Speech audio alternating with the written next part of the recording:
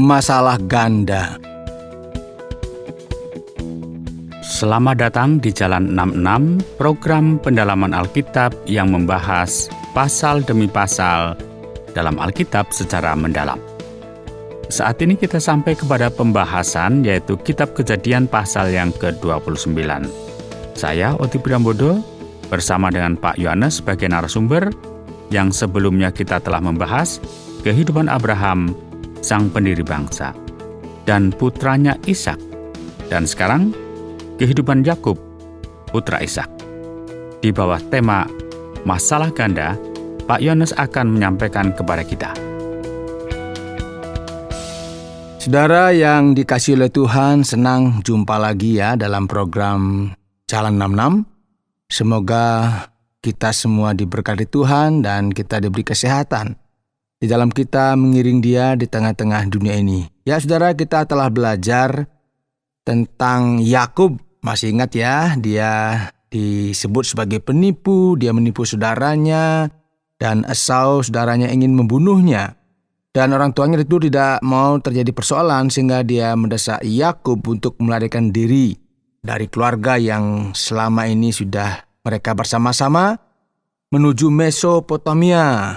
Dan kita tahu bahwa di tengah jalan dia bertemu dengan Tuhan dalam mimpi yang melihat sebuah tangga yang disebut sebagai tangga menuju sorga yang ada di Betel. Setelah itu ia menyerahkan dirinya dan masa depannya kepada Tuhan.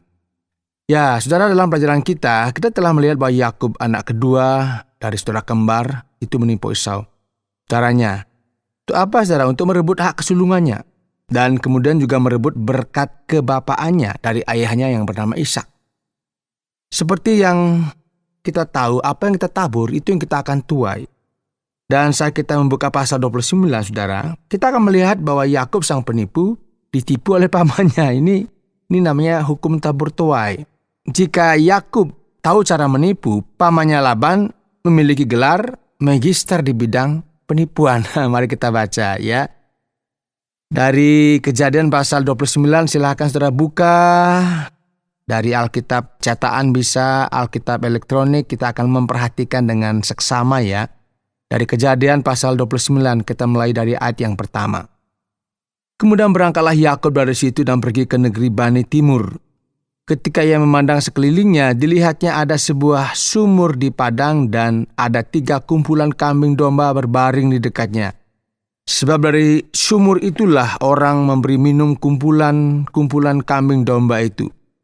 Adapun batu penutup sumur itu besar, dan apabila segala kumpulan kambing domba itu digiring berkumpul ke sana, maka gembala-gembala menggulingkan batu itu dari mulut sumur, lalu kambing domba itu diberi minum. Kemudian dikembalikanlah batu itu lagi ke mulut sumur itu. Bertanyalah Yakub kepada mereka, saudara-saudara, dari manakah kamu? Jawab mereka, kami ini dari Haran. Lagi katanya kepada mereka, kenalkah kamu Laban cucu Nahor?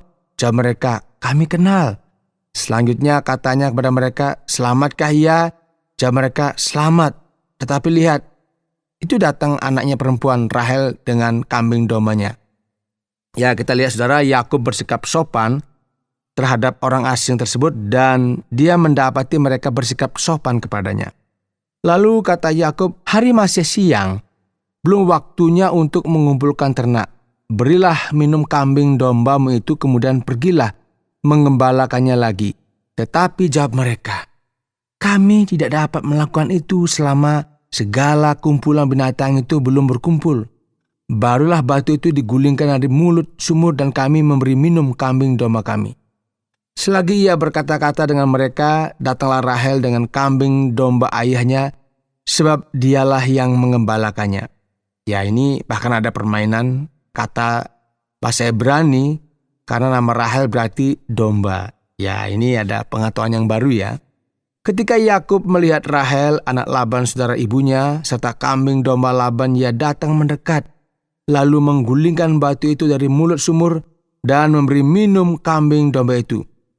Kemudian Yakub mencium Rahel serta menangis dengan suara keras. Karena ini kan kerabat dekat setelah menempuh perjalanan yang berat, bermil-mil ya, berkilo-kilo begitu, dia bertemu dengan sepupu jauh dari klannya sendiri, dan Tuhan telah mengarahkan langkahnya ke tempat yang tepat. Air matanya adalah air mata kebahagiaan. Lalu Yakub menceritakan kepada Rahel bahwa ia anak saudara ayah Rahel dan anak Ribka. Maka berlarilah Rahel menceritakannya kepada ayahnya. Segera sesudah Laban mendengar kabar tentang Yakub, anak saudaranya itu, berlarilah ia menyongsong dia, lalu mendekap dan mencium dia, kemudian membawanya ke rumahnya. Maka Yakub menceritakan segala hal ihwal kepada Laban. Kata Laban kepadanya, "Sesungguhnya engkau sedarah sedaging dengan aku." Maka tinggallah Yakub padanya genap sebulan lamanya. Ya, namun kita akan segera mengetahui, saudara, bahwa Laban bukanlah tuan rumah yang murah hati seperti yang terlihat. Kemudian berkatalah Laban kepada Yakub, "Masakan karena engkau adalah sanak saudaraku, engkau bekerja padaku dengan cuma-cuma? Katakanlah kepadaku apa yang patut menjadi upahmu." Laban mempunyai 2 anak perempuan. Yang lebih tua namanya Lia, dan yang lebih muda namanya Rahel. Lia tidak berseri matanya, tetapi Rahel itu elok sikapnya dan cantik parasnya. Ya, kita akan membahas mata Lia dalam beberapa menit, tetapi mari kita lanjutkan, saudara ya. Ayat 18, Yakub cinta kepada Rahel. Sebab itu ia berkata, "Aku mau bekerja padamu 7 tahun lamanya untuk mendapat Rahel, anakmu yang lebih muda itu." So Laban, "Lebih baiklah ya aku berikan kepadamu daripada kepada orang lain, maka tinggallah padaku." Jadi bekerjalah Yakub 7 tahun lamanya untuk mendapat Rahel itu. Tetapi ya 7 tahun itu dianggapnya seperti beberapa hari saja karena cintanya kepada Rahel. Tetapi sekarang ya mungkin Anda akan mengerti mengapa tema kita masalah ganda. Ya, nanti kita akan resapi. Ayat 21, sesudah itu berkatalah Yakub kepada Laban, "Berikanlah kepadaku bakal istriku itu, sebab jangka waktuku telah genap, supaya aku akan kawin dengan dia." Lalu Laban mengundang semua orang di tempat itu dan mengadakan perjamuan. Tetapi pada waktu malam diambilnyalah Lia anaknya, lalu dibawanya kepada Yakub. Maka Yakub pun menghampiri dia. Lagi pula Laban memberikan Silpa budaknya perempuan kepada Lia anaknya itu menjadi budaknya. Ya, saudara, Laban memberikan hamba perempuannya Silpa kepada putrinya Lia untuk menjadi hambanya. Tetapi pada waktu pagi tampaklah bahwa itu Lia. Lalu berkatalah Yakub kepada Laban, "Apakah yang kau perbuat terhadap aku ini? Bukankah untuk mendapat Rahel aku bekerja padamu? Mengapa engkau menipu aku?" Jawab Laban, "Tidak biasa orang berbuat demikian di tempat kami ini, mengawinkan adiknya lebih dahulu daripada kakaknya. Genapilah dahulu 7 hari perkawinanmu dengan anakku ini, kemudian anakku yang lain pun akan diberikan kepadamu sebagai upah, asal engkau bekerja pula padaku 7 tahun lagi." Laban bisa saja beritahu Yakub hal ini sejak awal, tetapi ia dengan sengaja menunggu hingga setelah pernikahannya dengan Lia dilangsungkan. Ini kan sesuatu yang pukulan telak lah buat Yakub begitu ya. Ayat 28, maka Yakub berbuat demikian. Ia menggenapi ke-7 hari perkawinannya dengan Lia. Kemudian Laban memberikan kepadanya Rahel, anaknya itu, menjadi istrinya. Laban memberikan Bilha, hamba perempuannya, kepada Rahel putrinya untuk menjadi hambanya. Yakub menghampiri Rahel juga. Malah ia lebih cinta kepada Rahel daripada kepada Lea. Demikianlah ia bekerja pula pada Laban 7 tahun lagi. Ini masalah ganda, saudara. Alih-alih hanya harus menafkahi 1 istri, saudara, ia kini harus mengurus 2 istri. Dan karena ia lebih memperhatikan salah satu istri daripada yang lain, saudara, persaingan pun mulai terjadi. Ini ada ketidakadilan ya. Yakub yang malang akan segera belajar apa artinya ditipu dan ditipu. Dan ia akan sedikit lebih bijaksana setelah mempelajari pelajaran ini. Ayat 31. Ketika Tuhan melihat bahwa Lia tidak dicintai, Dibukanyalah kandungannya, tetapi Rahel mandul. Lia mengandung, lalu melahirkan seorang anak laki-laki, dan menamainya Ruben. Sesungguhnya Tuhan telah memperhatikan kesengsaraanku. Sekarang tentulah aku akan dicintai oleh suamiku. Mengandung pula lah ia, lalu melahirkan seorang anak laki-laki. Maka ia berkata, sesungguhnya Tuhan telah mendengar bahwa aku tidak dicintai. Lalu diberikannya pula anak ini kepadaku. Maka ia menamai anak itu Simeon. Mengandung pula lah ia, lalu melahirkan seorang anak laki-laki. Maka ia berkata, sekali ini suamiku akan lebih erat kepadaku, karena aku telah melahirkan 3 anak laki-laki baginya. Itulah sebabnya ia menamai anak itu Lewi. Mengandung pula lah ia, lalu melahirkan seorang anak laki-laki. Maka ia berkata, sekali ini aku akan bersyukur kepada Tuhan. Itulah sebabnya ia menamai anak itu Yehuda. Sesudah itu ia tidak melahirkan lagi. Itulah kisah Alkitab tentang Yakub dan 2 masalah yang dialaminya. Saat ini kita sedang ada di Jalan 66, sebuah program pendalaman Alkitab, pasal demi pasal, bersama dengan saya Oti Brambodo dan narasumber Pak Yohanes, untuk membahas Kitab Kejadian pasal yang ke-29. Sebuah pasal yang sangat romantis menurut saya. Namun, kita mungkin salah paham tentang Yakub. Ketika kembali ke rumah, ia tampak seperti anak mama yang tinggal di rumah, sementara Esau menjadi pria jantan yang berburu dan berkemah. Tetapi kita melihat Yakub tampak cukup kuat untuk memindahkan batu besar dari mulut sumur. Ya tentu saja Pak Oti ya, Yakub bukan orang yang lemah, sekalipun mungkin dianggap biasa di rumah begitu ya.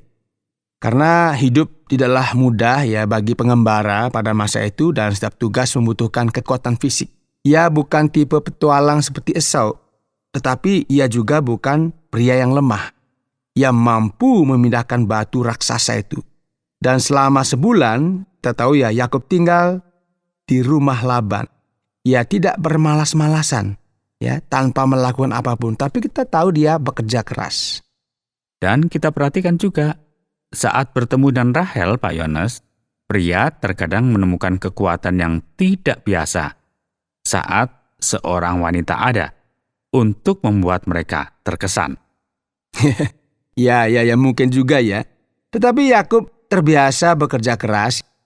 Dia bekerja untuk Laban selama 14 tahun. Dan ini membuktikan betapa kerasnya dia sebenarnya. Jadi kita nggak boleh menganggapnya sebagai pria kurus, lemah, dan nggak mampu melakukan pekerjaan fisik. Benar Pak Yohanes. Nah sekarang, tentang pertemuan antara Yakub dan Rahel di sumur ini. Sepertinya kita melihat ada kemiripannya dengan pertemuan antara hamba Abraham dan Ribka. Tetapi, tidak ada konfirmasi yang jelas dari Tuhan bahwa Rahel adalah pilihan ilahi bagi Yakub. Ya, kita semua mungkin memiliki pengalaman yang berbeda-beda ya ketika kita bertemu dengan pasangan kita. Kemudian kita mendengar suara dari surga, inilah calon istrimu. Kan enggak juga seperti itu ya. Kadang-kadang kan berjalan normal-normal saja ya. Dan akhirnya pasangan kita, istri kita menjadi istri kita atau suami kita ini kan ya berjalan begitu saja ya. Nah, saat kita membaca kisah Alkitab tentang kehidupan dan pernikahan para leluhur Yahudi, kita mungkin mendapat kesan bahwa semua yang mereka lakukan adalah hasil campur tangan ilahi dan tidak akan terjadi sebaliknya. Namun biasanya Tuhan membiarkan segala sesuatu berjalan sebagaimana mestinya dan hanya ketika dibutuhkan dorongan, dia turun tangan. Di satu sisi harus diingat Tuhan memberikan kehendak bebas kepada manusia untuk memilih jalannya, tetapi di sisi lain ada ayat yang mengatakan, Tuhanlah yang menentukan langkah orang baik. Dan itu adalah misteri yang tidak dapat kita jawab dengan pasti. Ya, kita menganggapnya sebagai sesuatu yang disebut penyelenggaraan ilahi. Kita nggak selalu memiliki kepastian bahwa pilihan kita adalah pilihan Tuhan, dan kita nggak selalu melihat bagaimana Tuhan bekerja di balik layar untuk mewujudkan tujuannya melalui pilihan yang kita buat. Ya, kita bisa menengok ke belakang dan melihat bagaimana Tuhan membimbing masa lalu. Dan kita bahkan bisa menerima bahwa hidup dan pernikahan kita pun diawasi oleh Tuhan. Begitu pula kelahiran anak-anak kita, sebagaimana yang terjadi di sepanjang garis waktu. Namun ada begitu banyak hal yang tidak kita pahami tentang kedaulatan Tuhan yang membimbing masa depan. Nggak ada yang tahu. Ketika kita dihadapkan pada sebuah pilihan atau persimpangan jalan dan tidak tahu jalan mana yang harus diambil, yang bisa kita lakukan hanyalah apa? Berdoa agar Tuhan membimbing kita memilih jalan yang benar. Dan dalam kebanyakan kasus dia berhasil. Kita hanya tidak selalu tahu caranya. Nah, dengan Yakub, ingatlah bahwa dia baru saja bermimpi, masih ingat ya? Di mana Tuhan memberitahu bahwa dia akan memiliki keturunan. Namun dia tidak memberitahu siapa yang harus dinikahinya. Siapa tahu mungkin Tuhan mengarahkan langkah Yakub ke sumur itu, tepat ketika Rahel akan muncul. Dan mungkin Tuhan yang membuka mata Yakub terhadap kecantikan Rahel. Ia tidak punya peta untuk diikuti. Jalan aja begitu ya. Nah, kita harus percaya bahwa Tuhan membawanya ke ladang tempat kawanan ternak pamannya yang akan diberi minum. Ya, mungkin akal dan pilihan manusia berperan. Tetapi mungkin juga Tuhan bekerja di balik layar, mengarahkan hasilnya dengan tangan yang tak terlihat. Dan bisa dipastikan ada campur tangan ilahi di balik semua ini, seperti yang juga terjadi ketika hamba Abraham, masih ingat Eliezer itu bertemu dengan Ribka untuk dijadikan istrinya Ishak. Nah, menariknya hal itu juga terjadi di sebuah sumur. Nah, ini menarik ya. Kita tidak diizinkan untuk mengetahui masa depan, meskipun Tuhan yang maha bijaksana dan maha melihat telah mengetahui masa depan selama ribuan tahun. Baiklah, sekarang saatnya pernikahan. Nah, bagaimana mungkin seorang pengantin pria bisa menikahi wanita yang salah dan tidak menyadarinya? Ini pertanyaan yang akan ditanyakan oleh setiap orang yang membaca pasal ini ya. Namun penting untuk diingat saat itu belum ada listrik. Jadi selain api atau lilin, suasananya gelap. Jangan bayangkan seperti saat ini ada orang menikah di hotel, kemudian dapat kamar khusus spesial sudah dihias, ada lampu dan sebagainya. Tidak seperti zaman sekarang. Masa itu dan dalam budaya tersebut, pengantin wanita dihadirkan dengan pakaian lengkap dan kerudung yang menutupi wajahnya, nggak kelihatan.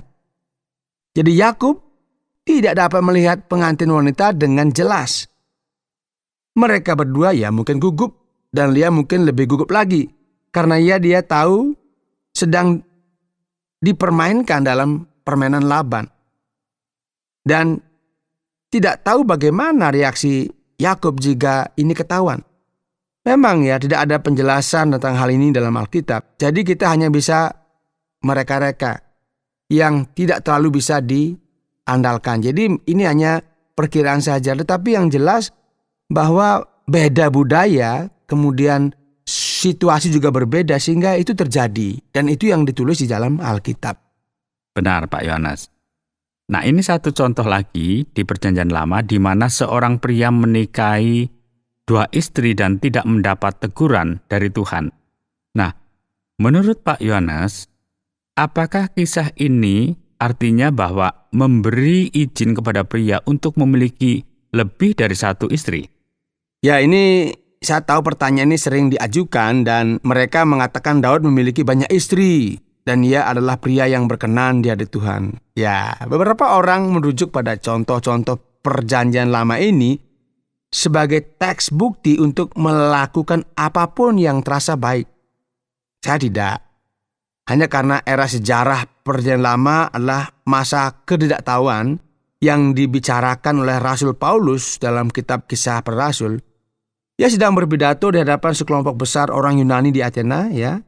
Yesus telah wafat dan bangkit kembali, dan Paulus ada di sana untuk memberitakan Injil kepada mereka. Ia mendapati masyarakat Yunani penuh dengan amoralitas dan penyembahan berhala yang hanya dapat diperbaiki dengan perubahan hati yang Allah berikan kepada orang-orang yang percaya kepadanya. Maka ia berkata, Allah tidak memandang zaman kebodohan. Tetapi sekarang ia memberitakan kepada semua orang di mana-mana bahwa mereka harus bertobat dan percaya akan apa yang telah Allah katakan dan lakukan, terutama sehubungan dengan pengutusan putra tunggalnya. Paulus kemudian menulis kepada gereja-gereja bahwa salah satu syarat bagi para pemimpin gereja adalah memiliki satu istri. Ya, saya yakin maksudnya adalah satu istri pada satu waktu. Karena jika salah satu istri meninggal, pria tersebut bebas secara moral dan hukum untuk menikah lagi. Namun bentuk pernikahan yang benar saat ini adalah satu pria, satu wanita, dan setia satu sama lain hingga maut memisahkan mereka. Itu konsepnya.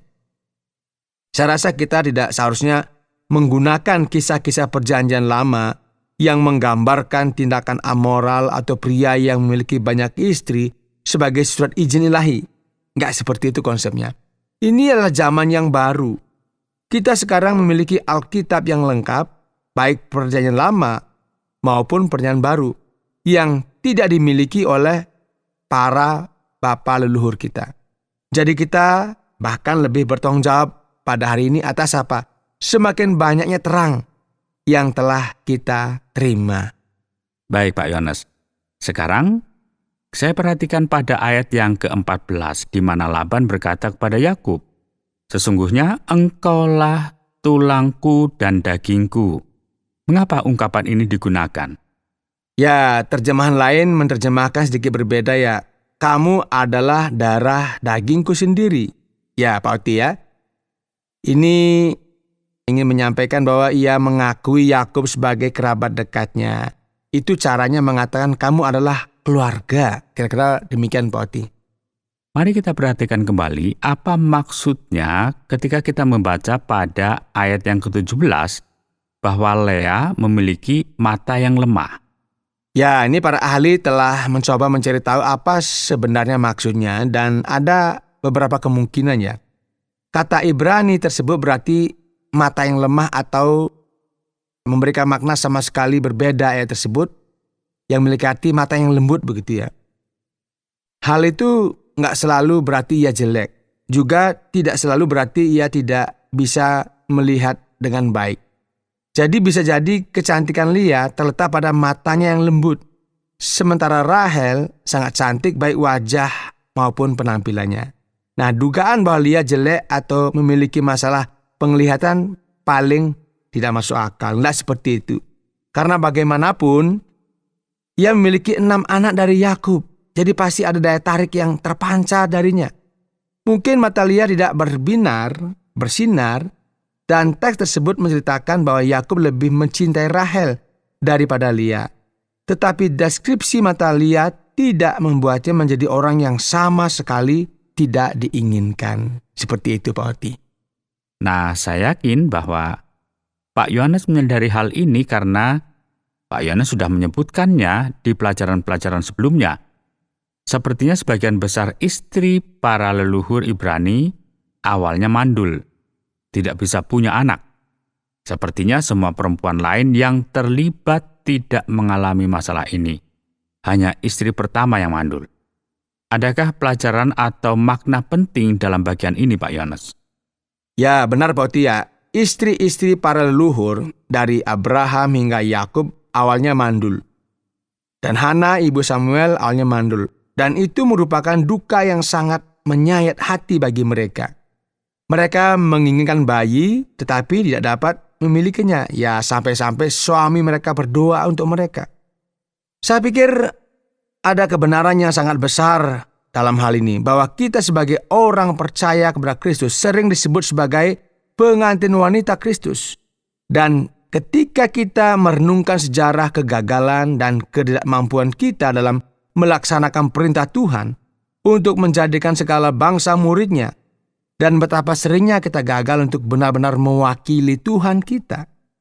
Kita dapat dengan mudah mengatakan bahwa gereja saat ini mandul. Kita dikenal hidup, padahal sebenarnya mati. Kita memang melihat pertobatan di sana-sini, tetapi banyak gereja yang kehilangan anak-anak. Kita tidak memiliki orang percaya yang baru lahir, yang dilahirkan kembali, sebagaimana seharusnya. Kita pun meremas-remas tangan dan merasa bersalah karenanya. Tetapi mungkin unsur yang hilang adalah apa? Doa.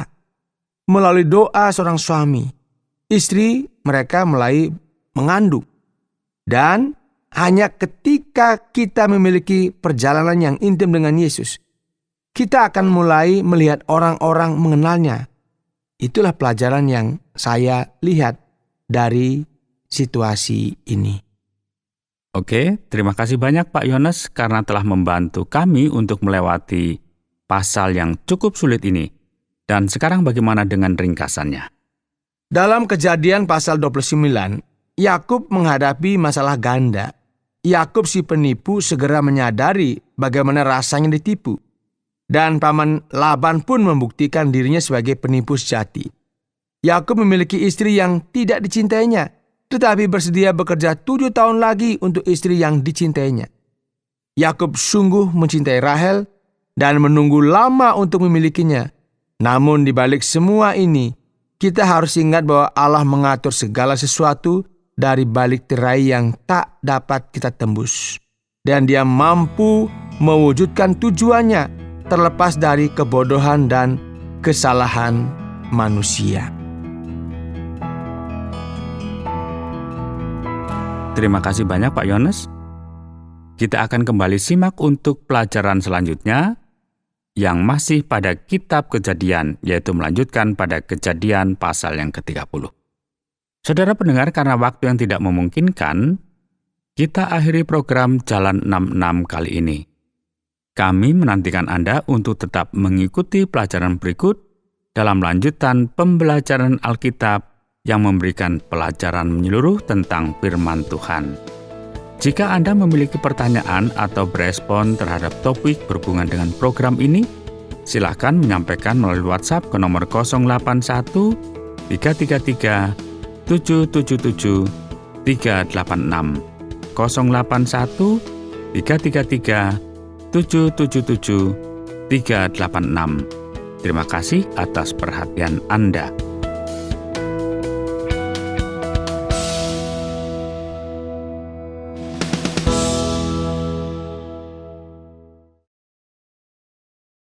Terima kasih Anda sudah mengikuti program kami. Jika Anda diberkati, jangan lupa like, komen, dan share supaya Anda tidak ketinggalan setiap program terbaru kami. Jangan lupa juga untuk subscribe channelnya dan nyalakan loncengnya. Jika Anda ingin mendukung pelayanan kami, bisa melalui rekening kami berikut ini atau menghubungi kami di sini.